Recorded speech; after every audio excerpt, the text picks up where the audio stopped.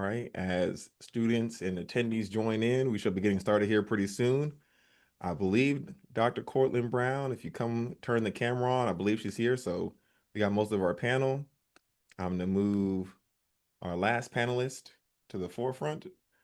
Dr. Alden Landry will be Work moving meeting. over. There he is. Hello, hello. All right. Hello to everyone out there in cyberspace land, Zoom land.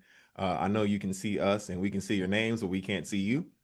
My name is Dr. Levinani. I am one of the mentors for the Tour for Diversity in Medicine, and I am helping moderate this panel for today in emergency medicine. We got some big, huge, mighty changes, so we're going to get to it as soon as possible. I'm going to start by having everyone introduce themselves, but as we're doing that, attendees feel free. This is the one panel that gets this the most right every year. Drop whatever question you want in the Q&A session. We will bang it out. All of us are EM. We'll see squirrel. Someone will go handle that fire. Someone will handle that fire. And if a question is really good, we'll bring it to the forefront. But don't be afraid to ask those questions. So I'm gonna go in, I guess, how my screen looks, starting that direction first. Cassandra, go ahead and introduce yourself. Good evening, everybody. My name is Cassandra Bradby. I am the Residency Program Director at East Carolina University, D. Brody School of Medicine in Greenville, North Carolina. I've been the Program Director for, I think, 6 years now. So enjoying my time as Program Director. Happy to be with all of you this afternoon. All right, on my screen now, we have Kene down there. Go ahead, introduce yourself.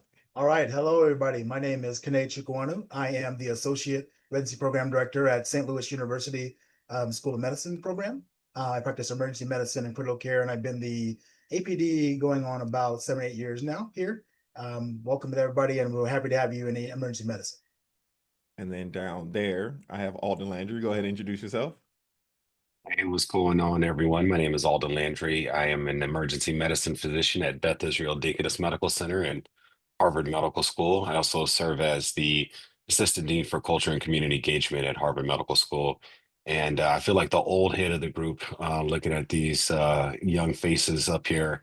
But it's great to be amongst friends and to be here and usher in the next generation of amazing emergency medicine physicians. It's the dopest specialty out there. So I'm glad y'all are applying to our specialty. If you don't have an OG at the function, did you really have a function? That's the question. Hey. And all the way, I don't know how to wrap my hand around, but Cortland Brown really, really far down there on my screen. Hey everybody, my name's Cortland. I go by my first name and pronouns are she, her, hers. I am an associate professor at Carolinas in Charlotte, North Carolina. I'm our vice director for DEI for the department. I run our healthcare disparities and emergency medicine elective, and I'm the medical director for a street medicine clinic, and I'm super excited to be here. I love it. I love it. So far, I'm not getting any red fires or alerts, so I think most people have found the link and will be joining us. Also, I'm still at the hospital, hence the white coat. So if y'all hear like a code blue overhead, I'm not going. This is where my office is, so it's all I can do. All right, we're EM, so we're gonna start with the heavy fire, at least the fire that I care about. We switched how you're applying to residency this year. We saw what OB did. We said, all right, let's go over the residency cast ourselves. And so now we're in a whole different, in my opinion, body of water. I want to make sure we calm down those who are watching live and those who are going to be watching this later. From you guys' perspective out there in the wild, already using this tool or at least looking at this tool, how is Resident Cast feeling? Do we think it's going to work for EM? Is it not going to work for EM? Thoughts. And we'll go in the same order we introduced ourselves in. So, Sandra, take it off. I think as applicants, there's really nothing for you to worry about. Like you never used Eris in the first place, the vast majority of you. So for you, this is the same unknown as it would have been if you're using Eris because you're just using a different application system. So I think from an applicant perspective, there's really nothing for you to worry about. The differences on the faculty side are much greater. And again, shouldn't be anything for you to worry about because we're going to have to figure it out. Otherwise, like this isn't going to go well for us. So, and we will make that. And I think the thing you need to know is that all of the societies are aware of this. And so there's been webinar after webinar. Residency Cast themselves has reached out to offer education for us. They're coming to ASEP to do 2 whole days worth of education. You can get one-on-one support on how to use the system and how to set it up and stuff. So I will say that despite the fact that we don't particularly love change, as administrators, we are, everybody has bent over backwards to make this easier for everyone involved. But I think as an applicant, there's really nothing for you to worry about any different than you would have worried it when you were applying through Eris. So I wouldn't sweat the change in platform for your user in at the very least. All right, Kenny, are y'all sweating over there at SLU, or are y'all calm too?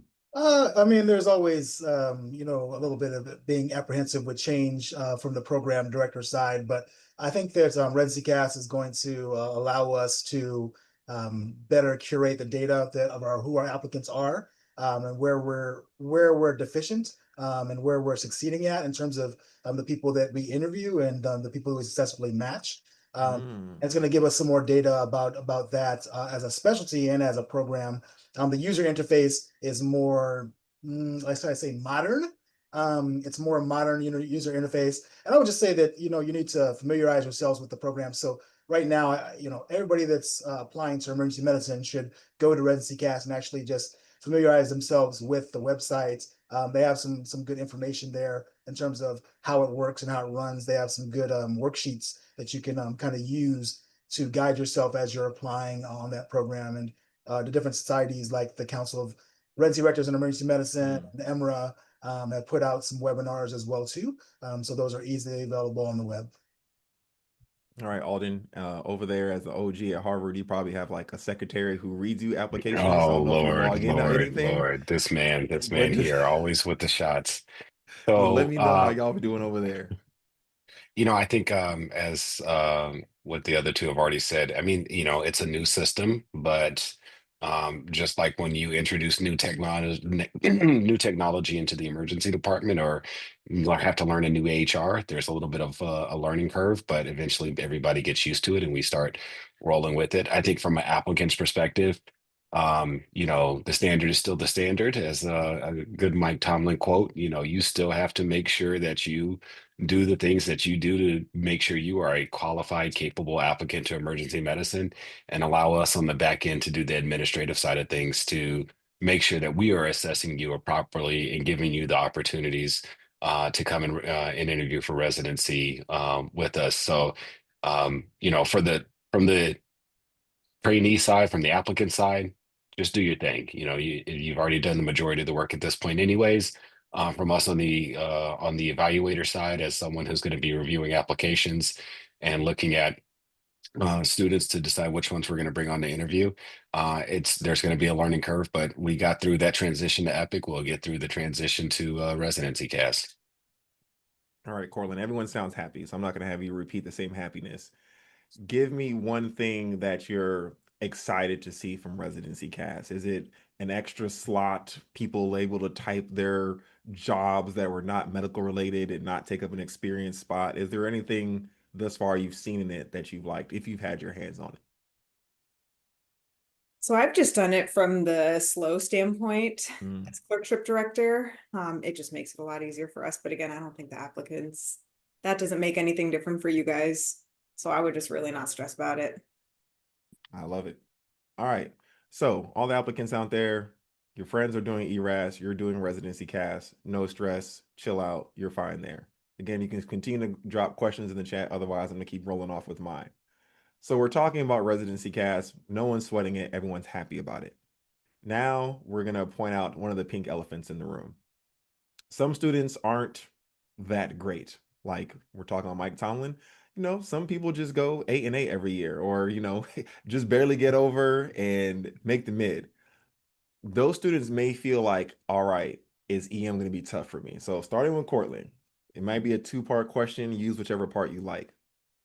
Is EM back to being the old hotness we used to be, and people need to be worried about applying into it if they're kind of mid, as the young folks say now? Or they're probably fine. Just go ahead and apply to Residency Cast. No need to think about dual applying or anything like that. I agree. We are the hotness. Yeah, I mean, I'm just mad that you said 8-8. So I need to get over that for a second. Coming from a Pittsburgher, so I'm gonna put that aside. I think it really depends. So there are a lot of new EM programs. So in terms of matching at a program, if that is the goal, we're not as competitive as we used to be.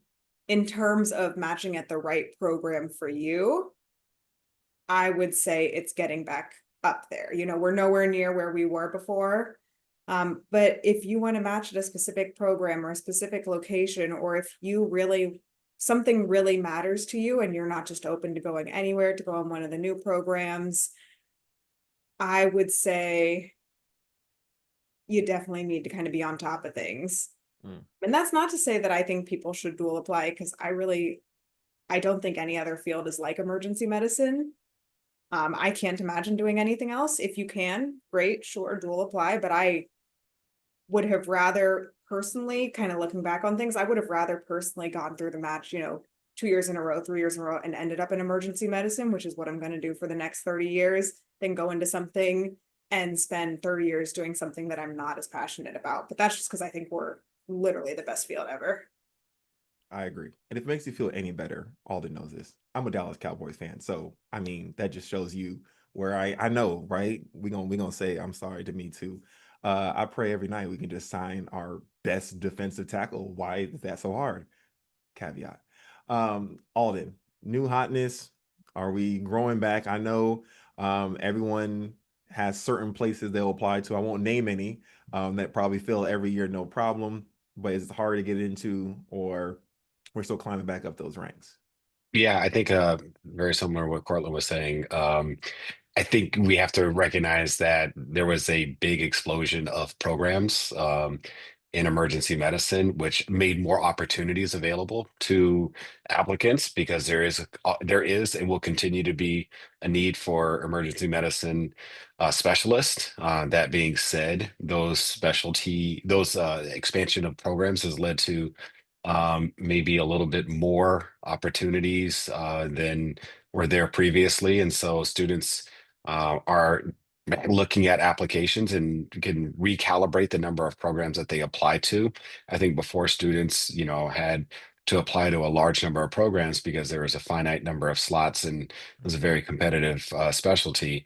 Now, if you are interested in going to specific regions, there may be regions that are a little bit tougher to get into, which makes things a little bit complicated, especially if you're geographically limited for whatever reason that may be. And so you may have to over apply in certain regions because of the limited number of spots. But if you are open to going anywhere and you just want to be a competent, capable emergency medicine physician, there's a lot of strong programs that are out there.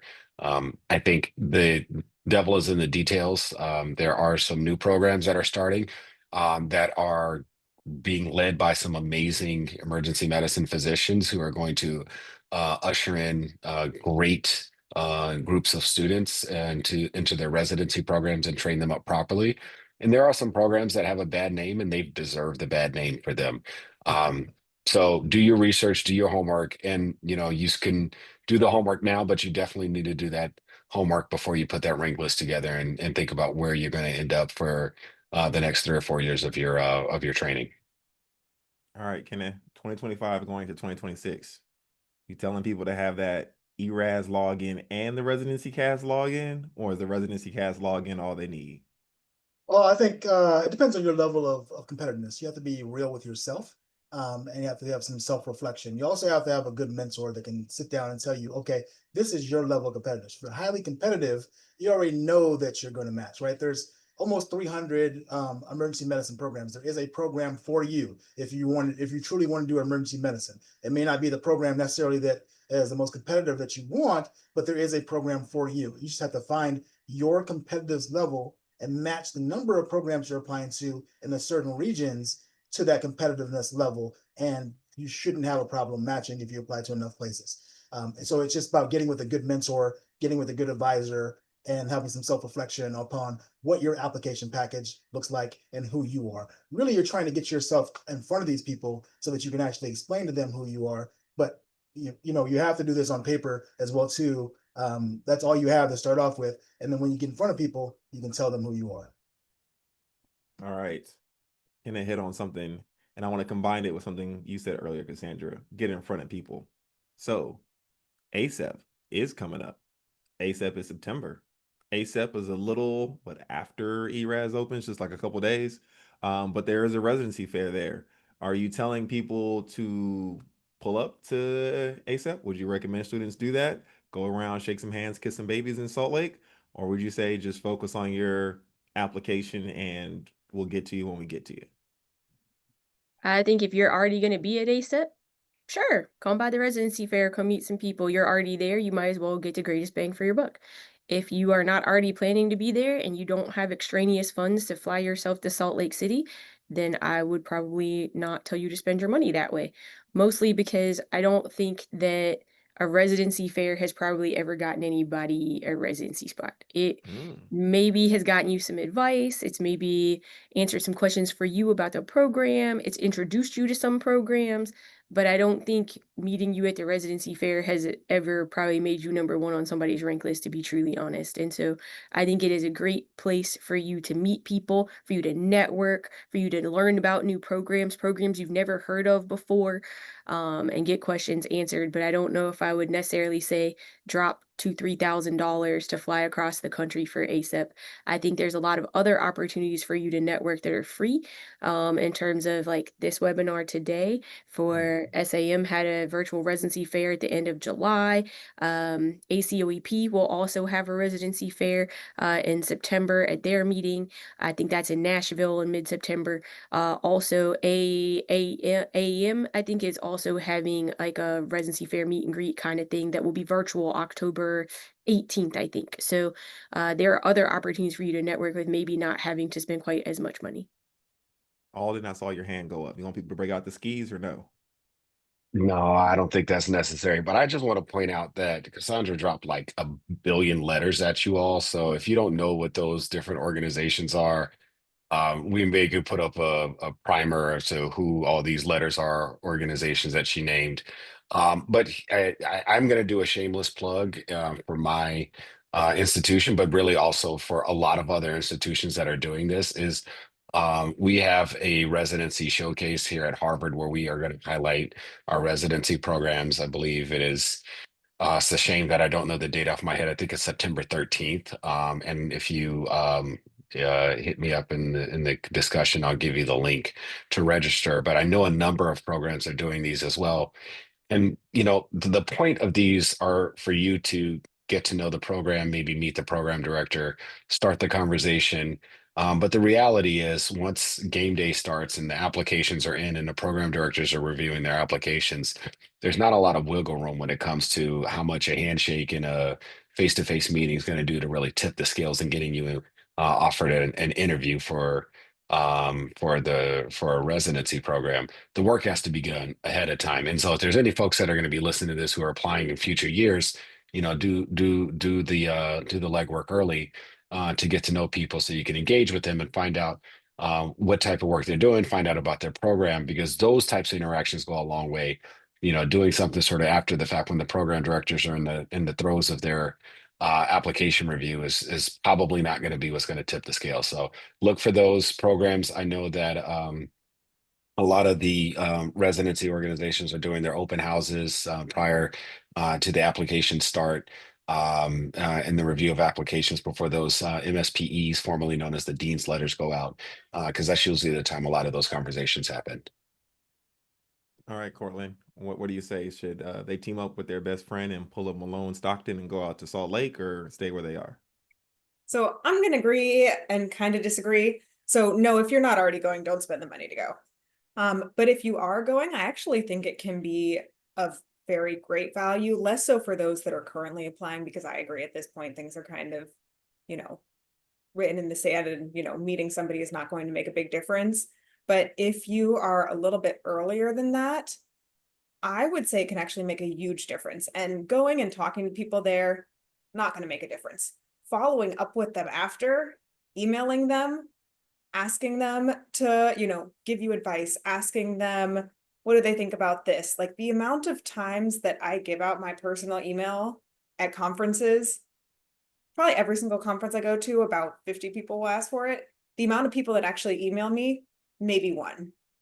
And that one person then stands out huge, and I will go to bat for them. I will fight for them. I will give them whatever advice they want because they've shown that they're invested in this and they really took that step. And literally all it took was an email.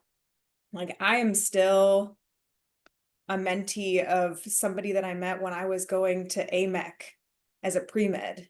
And this person has now retired, but we are still like mentor-mentee relationships, just literally because I emailed them after I met them and we talked about pierogies in Pittsburgh. And that's how everything starts. So I would say the actual interactions at the conference don't matter, but those follow-up really do matter. I want to highlight on that as the follow up. Um, I've definitely been at a conference. I don't think anything happened, but when I went back home and sent that email afterwards and said, "Hey, I'm still interested," it's like, "Oh yeah, you were that guy. You know what? Someone just canceled a spot. If you want to interview, come on." So you might get a few of those. But I agree. Salt Lake is not the middle of the country. It's not the easiest place in the world to get to. Um, I missed the Vegas one, so I'm sure people would have broke a leg to get there, but they're not all in the same spot. So just do what you can do. All right. Getting back to the questions now. Someone's like, okay, I'm not going to go to Salt Lake. That's fine. But my step two is a little wonky. We get this question every year, probably 3, 4, 5 times a year. What do I do with my blemishes? What about my score? Is there a perfect score? So I'm just going to throw out the question there. What do you think about step two? And then you guys kind of give me your feedback on that. So we'll start Cassandra and then work our way back down. Do as well as you can on it. I think if you're someone who struggled in school some, I think it's important for you to, really buckle down, study, do whatever you have to do to get some test taking skills. Most schools have like an office that does like some help with that, executive functioning skills, all that kind of stuff. Reach out to them because you really want to put your best foot forward on that. At the end of the day, what really matters though is like don't fail it. Like just don't fail it. If you're someone who didn't do well on step one, like you failed step one, then you really need to do better on step two. Like the higher your score, the better that's going to look and more like you learned from the experience the first time. I think owning your mistakes is also important. If you failed step one, being able to say, hey, this is what happened. This was what was going on at the time. I got better study skills. I buckled down and did this thing. I learned this. I learned that. And this is how I applied it. And look what I did on step two speaks volumes. And that really helps your application and makes it look like you grew from the experience, which I think is really important. I think blaming other people for it or other situations never goes well. So owning it and showing how you've learned from it is probably the most important thing. All right. The attendees have woken up and we're starting to get questions in the chat. I'm going to tie the first one into the one that we're already kind of on. So, Kene, what do you think? How do your program, how do EM programs look at step two? And especially if someone failed step one on the first time, but passed it on the second time, how does that candidate come across? Yeah, I think I agree with what Dr. Bradbury said is, step two for emergency medicine, I mean, it's clinical knowledge, right? So it has a high correlation with getting interviews in emergency medicine and has some correlation with, passing your boards once you're done, right? I tend to look at the trends and for my particular program, I'm not going to rule out a score. Some programs will rule out a score, they'll have a definitive score that they look for. The USMLE published their interpretation of scores for the last academic year, and the average, the mean was 250, but the standard deviation is 15. So what I'm usually telling people is, if you're falling within that standard deviation, you're going to be okay. You will probably match in some programs depending on your competitiveness level. If you're below that standard deviation, then you may have to have a more aggressive application process for your personal self for that. But I do think step two is I think it's more highly accurate of what an applicant was or is in terms of their clinical skills than step one was. Step one being pass fail, I think is appropriate. If you do fail step one, then you want to do as well as possible on step two. Alden, throwing it to you. It's kind of the same question, not passing step one, but passing step two. Do they need that 255 now if they fail step one, or can they still skate by with that 230? What are your thoughts? Yeah, I think the real honest answer is it's program dependent. Some programs are going to be very critical of failures on exams, and some programs are going to not pay as much attention to that for whatever reason. I think your job as an applicant is to do as well as you can on all of these components of your application and to make sure that you have put forth the best application possible. If that includes a failure in step one, then you best assured need to show market improvement on step two, because medical school, excuse me, residency programs look at these as red flags, and they want to make sure that they are bringing in applicants who are teachable and who can learn and who can grow. If you had a struggle on step one and you did well on step two, that shows that you have the capability of doing well on standardized exams, because that is going to be a part of your forever training in emergency medicine, whether it be your in-service exams or your board exams or your continuing education. And they want to make sure that they are bringing in people who are teachable and who learn and can grow. But it is going to be program dependent, and some programs will look at that, and that may be an automatic disqualifier, whereas other programs are going to be a little bit more open-minded and look at the whole picture of the applicant and understand, hey, there may have been some extenuating circumstances that has led to this person failing step one and then recovering and doing well on step two. All right, going to you, Cortland, same thing about step two, but I'm gonna throw a little curveball at you. They actually passed step one, but they really wanted to get a great step two score. So they delayed it, and now their steps two score is, I'm looking at Dr. Brad B's notes. Their step two score came in on October 15th, 14 days after the application opened.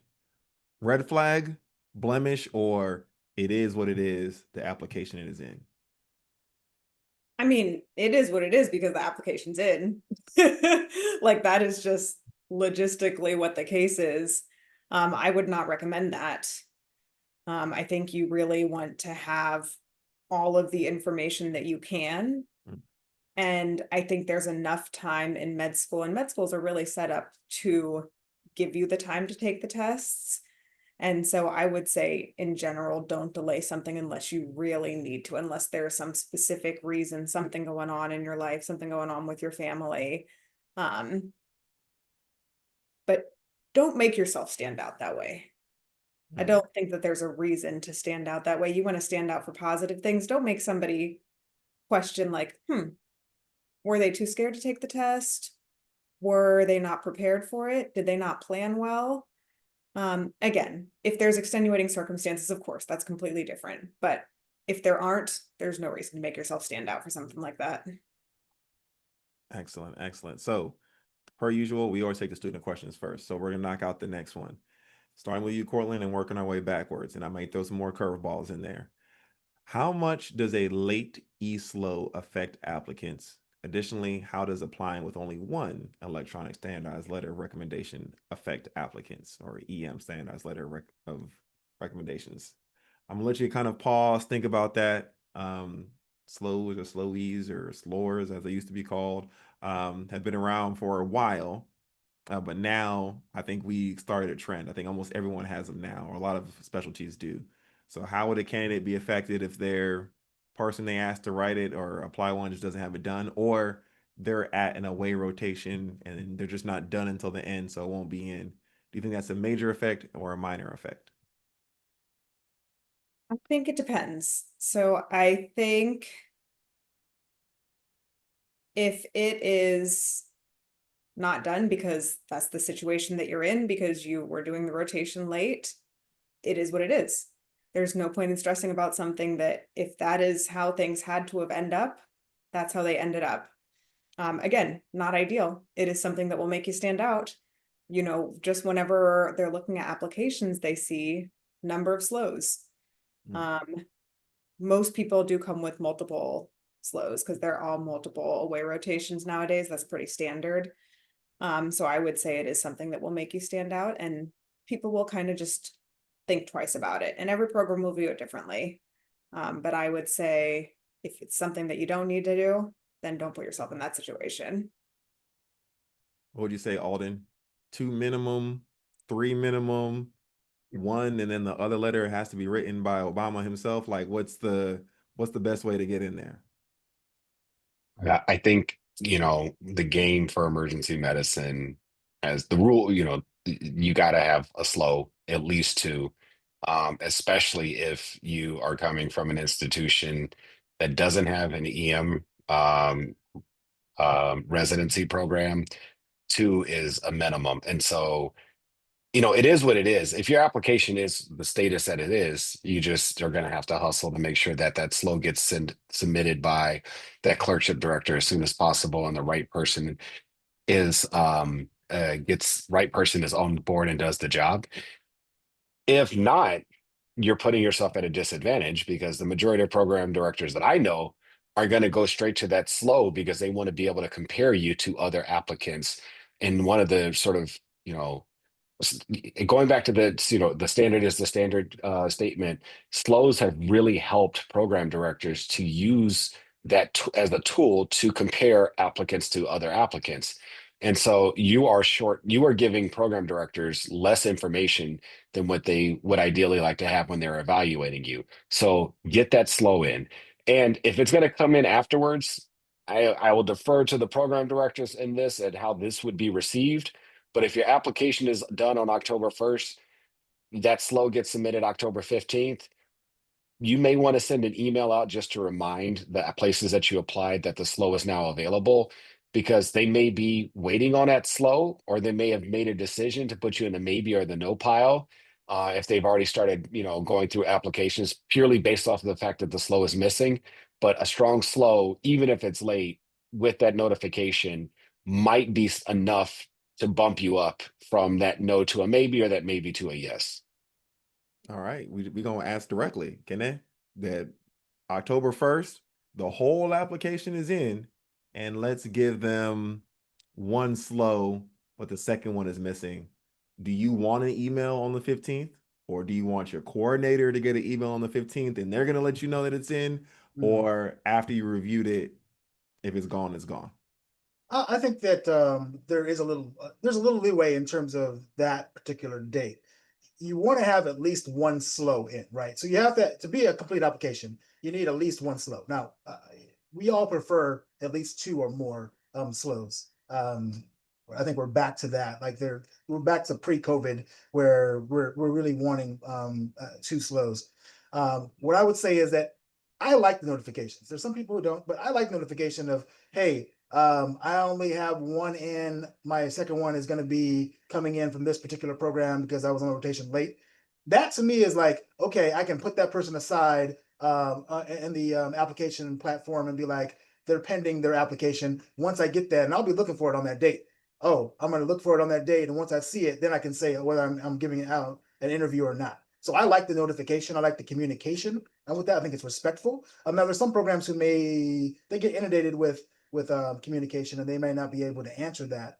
But I would send it even if you don't get a response. I think it's a respectful thing to do for these programs that are potentially going to be interviewing. All right, Cassandra, weigh in. And after you weigh in, let the folks out there know somebody, had a little delay in their med school career. They're only getting one away rotation, so they're only getting one slow, and their program doesn't have an EM program. Where do you want to see that second letter recommendation from? Does it, do they really need to go find Obama? Do they need to go find the chief of surgery, the dean of the school? Who do they need to get as that backup, or just any recommendations?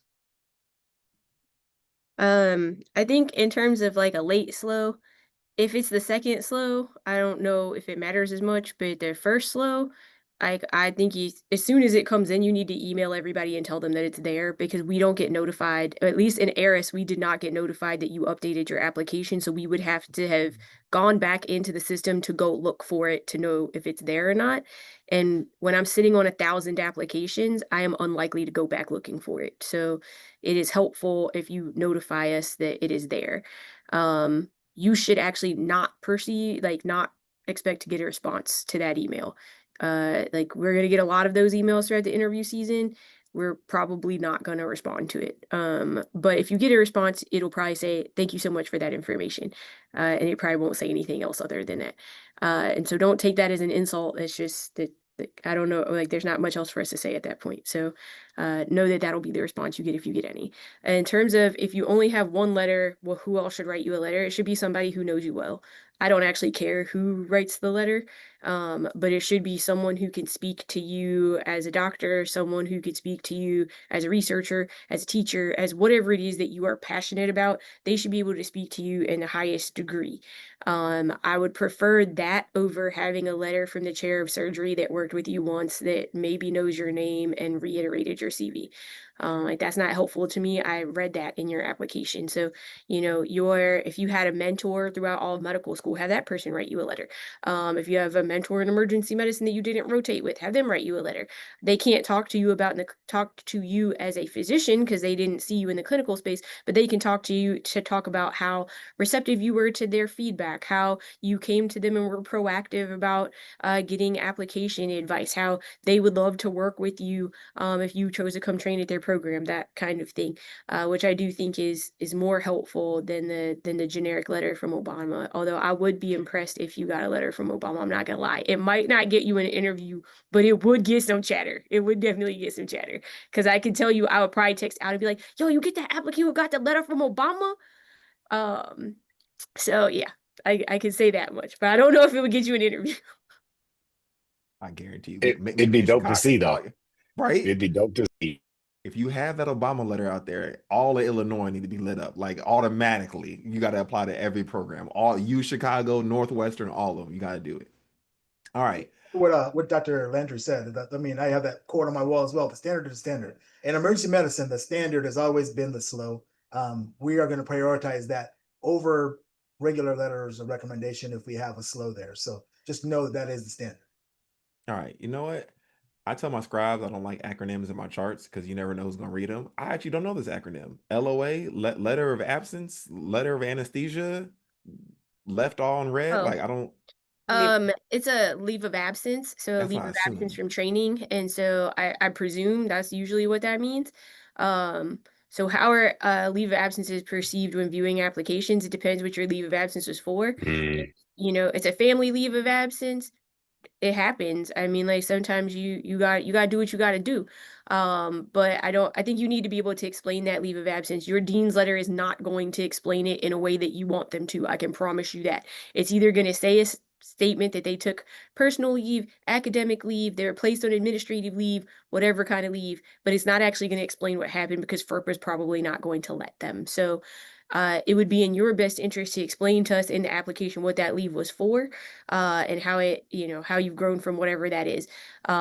Because otherwise we will make something up as to why you took that leave and it will not be helpful. That's just how the brain works. So explain it however best you can. Kenna, your hand is up, and they probably added a little caveat too. What if the leave of absence was for more time to study for step one? Thoughts? Okay, so I'll take the first part and I'll kind of address the second part. So with your leave of absence, make sure that you are explaining it in good terms and being clear and forthright with your leave of absence. Don't necessarily put that throughout your entire application. So on your application, you'll be able to explain like a section for leave of absence, but that shouldn't also be your impactful experience and in your personal statement and in your whatever experience, right? Because then you're drawing attention to what may possibly be a negative, right? You want to mhm. accentuate your positives. You're trying to accentuate, you're trying to sell yourself, you're trying to get a job, right? You're trying to get a job that pays a lot of money after you're done with training. So you don't want us to be like, okay, they had a leave of absence here. Oh, okay, they had a leave of absence in their dean's letter. Okay, they had a leave of absence in their impactful statement, and it's in their personal statement as well, too. That's not what I'm trying to see, right? I'm trying to see you want to explain it simply in your application and then maybe address it on your personal statement. Impactful statement, I think, should be something else that's really impactful for you to get into emergency medicine. Now, in terms of studying for step one, you can be forthright and say, I took extra time to study for step one. Like there's nothing wrong to say that in there. I think that you should just be forthright and say that you took more time to study for step one. Yeah, Question and to you, just Alden. Oh, you know well, what, Dr. just Hall, yeah, go yeah. ahead. I think this is a great discussion because it's life happens, right?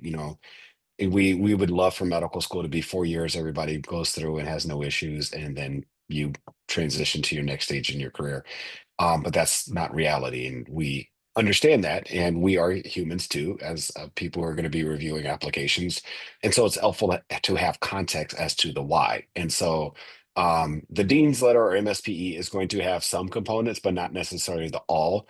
I think using part of your personal statement is a possible location to share some of this information.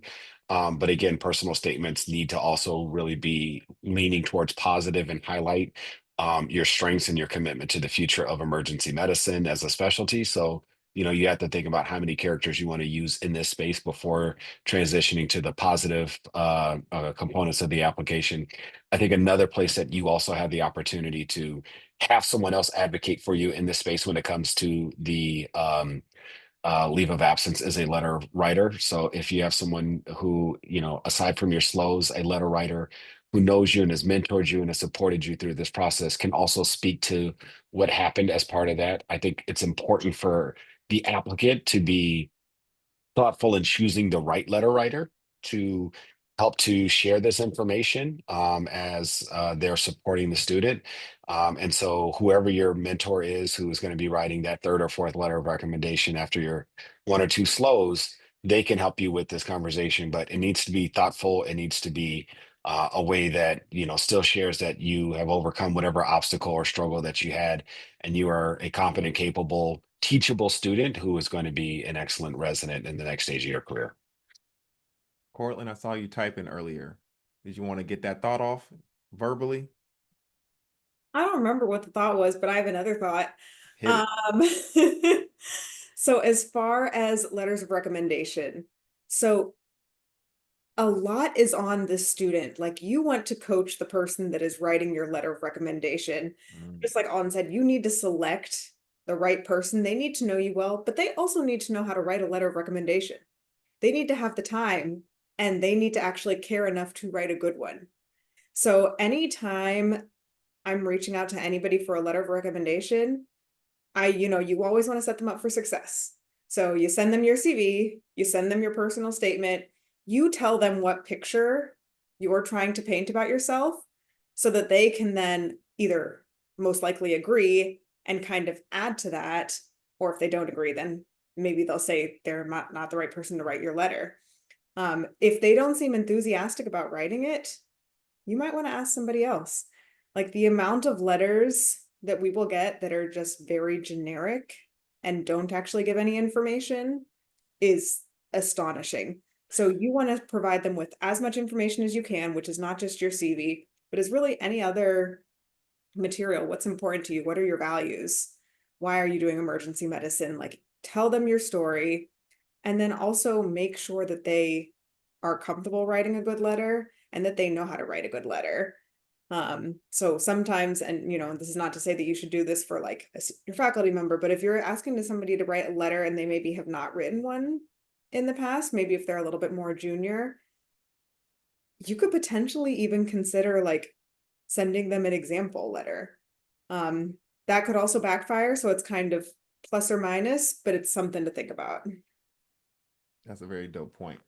All right. We're telling people how to stand out. We told them make sure to get that step score, knock that letter out. Now they're on that away rotation. We're going to answer this question live, and I want examples, people. So I'm starting with you, Cortland. So start thinking. How do you want these students to stand out? Do they need to intubate upside down, suture with their offhand? What do they have to do? Yep. So as one of the clerkship directors for our fourth year rotation, like, I'm the person that is grading everybody. I would say a few things. So don't be a hassle. Don't make things more difficult for us. Respond to emails. I think Cassandra said this last year when we did this, like, respond to emails. This is a job interview. Like, you need to be professional. You need to respond on time. You need to get your information in. If you're causing issues with our admin staff, we already won't want to deal with you. Because even if you're going to be the smartest person, that shows that you don't respect our time and that you don't really understand how to function in a professional world. So number one, don't be a hassle. Number two, use your resources. So it blows my mind that the amount of times that students will come and they present a patient to me, and I'm like, okay, what did you look up before you presented this patient? Did you look up on WikiEM? Did you look up in Life in the Fast Lane? Did you look up on chief complaint? Did you Google the chief complaint? Did you do ChatGPT and say, what clinical decision-making tools do I need to consider for chest pain? And they say no. I'm like, the information is literally all there. These resources will walk you through exactly what to say. They'll tell you the perk rule, they'll tell you wells, they'll tell you what test to order. It takes about 5 minutes. So really just have that information, be prepared to present. A lot of times people are uncomfortable and nervous presenting. That's fine. You know, that's going to be natural. You'll get over that with time. But as long as you're as prepared as you can be, and then just be helpful. So if there's a lack that somebody's doing in the department, ask if you can offer to help. If you are at a program where you can jump in and do the fast, whenever traumas come in, jump in and do the fast. Just kind of put yourself in a position to be helpful. Don't wait to have somebody ask you for help. Alden, give them something that stands out or something you remember, something that earned a student a sign out selfie. Oh, I don't know if a student's ever gotten a sign out selfie. That's a big, tall task. But what I would say is this, that I recall a student who was rotating with us, and during their presentations, they always had strong differential, realistic differential diagnoses from an emergency department standpoint. You know, we weren't chasing down zebras. We were thinking what realistically could be happening in with this, patient in the emergency department that we could work up. And then they came up with realistic ED specific plans. And that student was you, Dr. Lavanani, many, many moons ago when you were rotating with us. You killed it. And I think one of the things that's important is that and for me, especially as someone who is evaluating students, is probably know what I'm going to do with the patient before I hear the presentation because I'm old and I've been doing this for a while. And so when you come to me and you tell me a plan as opposed to giving me options, like a potpourri of what we could do, that makes me think that, oh, you're actually taking control and taking some ownership in the patient. So strong differentials, realistic plans, and follow through, closing the loop, communication. That closed loop communication is key. Um, those are all things that really help to stand out and make a student look strong amongst their peers. When the OG gets you in a way rotation, you have to stand out. Just advice for everybody. So, Kane, you got somebody in a way rotation to come to SLU. What are they going to do to stand out? I like what both of you said, especially when you're talking about creating realistic ED-based differential diagnosis and plan. I'll follow up with that and say we'll move to another phase of care, right? You've done that.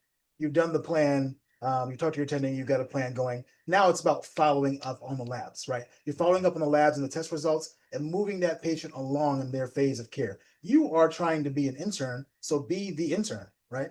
So, and yes, be helpful to the rest of the team, but you want to be the intern.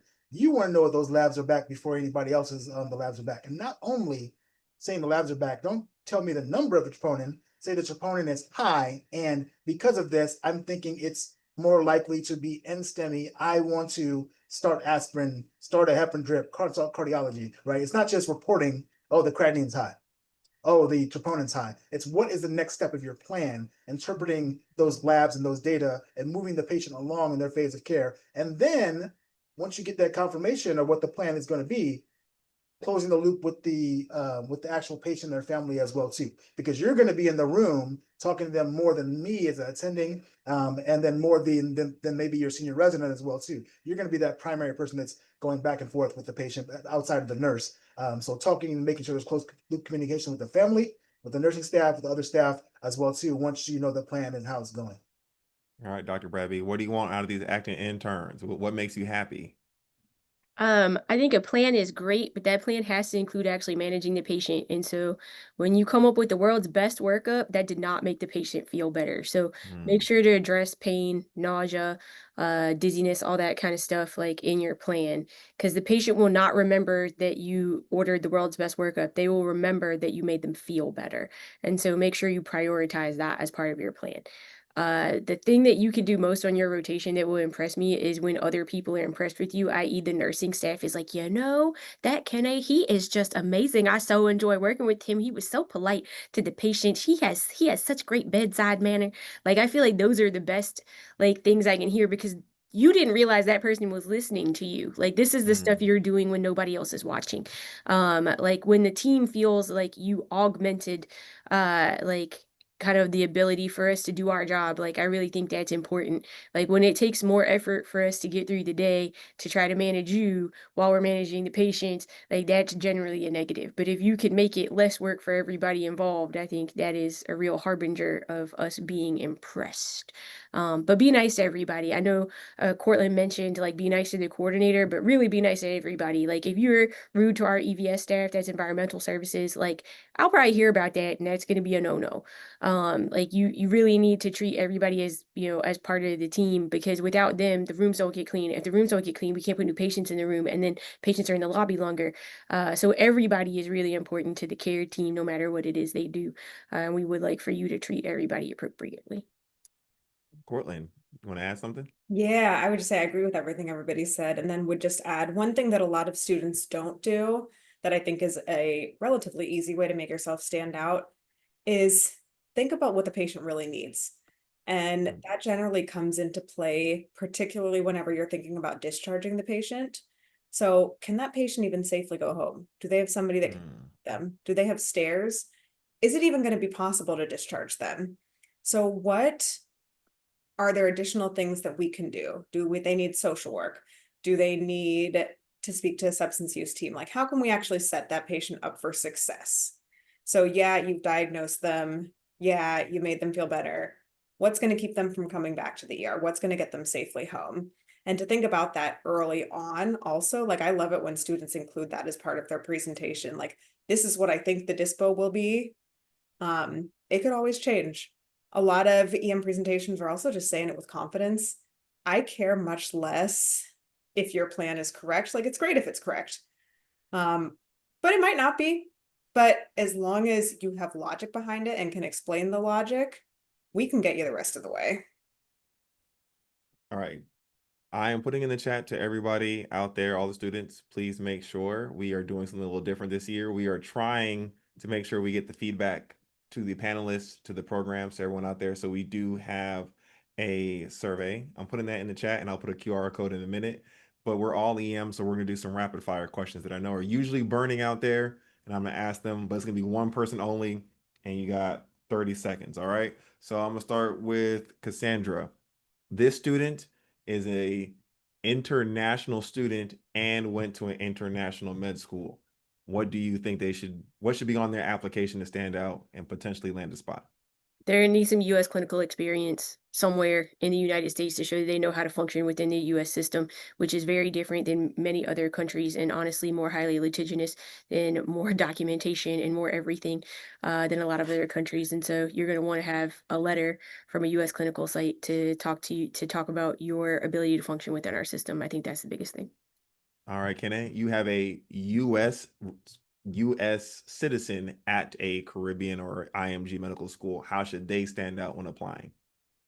You need to do your rotations, clinical rotations, hopefully at a place that has an emergency medicine residency in a city where you're going to be doing emergency medicine, and then getting the slow from those particular places because you're not going to have a home rotation. So you need to go out and find those home rotations. And even if those rotations are not necessarily at a place that has an EM residency, if they're affiliated with the EM residency, like they're their community site or clinical site, if you can have a subspecialty slow in an EM subspecialty, then you're going to want to get that as well too. All right, Alden. New day, different time. Back in our time, a signal was sending someone an email saying, I want to go to your program. Now they actually have signals. What are your recommendations for students to use with signals this year? Use them thoughtfully. Program directors, correct me if I'm wrong, but if you do a rotation at a site, you don't need to signal that program that you rotated with. Often medical schools are often telling you you don't need to signal your home program. I would just confirm that with your residency director and then use those signals wisely at places that you think you want to go to. I don't like the game of trying to use signals for places that are, middle tier on your interest list or low tier just so you can make sure you have enough interviews. Go and just use your signals at the places that you think you want to go to for residency. and show them that, hey, I'm really interested in your program. And understanding that signals are just part of the process, and we're still going to review your applications, at least at my institution, regardless of the signal. And we'll decide later how those signals are going to be used as far as what to do with that, as far as how much nutritional value we're going to assign that signal. Last rapid fire question we've gotten a couple of times. Portland, the world's ever changing. It never stays the same. You know, things are gonna be different tomorrow. Someone told me we were running low on epi the other day, and I couldn't believe it. I was like, isn't that everywhere? I know, but we got it back. So in this day and age, people probably thought they had a well-crafted personal statement or what they wanted to do in medicine from like a couple of years ago. And now things have changed. Should they still go with that one? Should they try to hide themselves? Should they try to, as people say, like, you know, cover up what their true thoughts are? Or should people just be their authentic self all the way from start of application through personal statement, pictures, all of that? I personally say be yourself, because if you're not, you're going to end up at a program where they don't appreciate you and you don't appreciate them, and it's a bad fit and it's just not going to work out for anybody. Don't be rude, obviously, but I wouldn't censor yourself. As long as you're professional, I think you can really, speak your truth in your personal statement, speak your truth in your application, in your picture. You really want to match at the spot that's right for you. You don't want to end up at the wrong program. That's honestly one of the worst things that could happen. Honestly, even worse than not matching. Because then you have a bad experience, you have a hard time finding a new place. So really just set yourself up to match at the right place.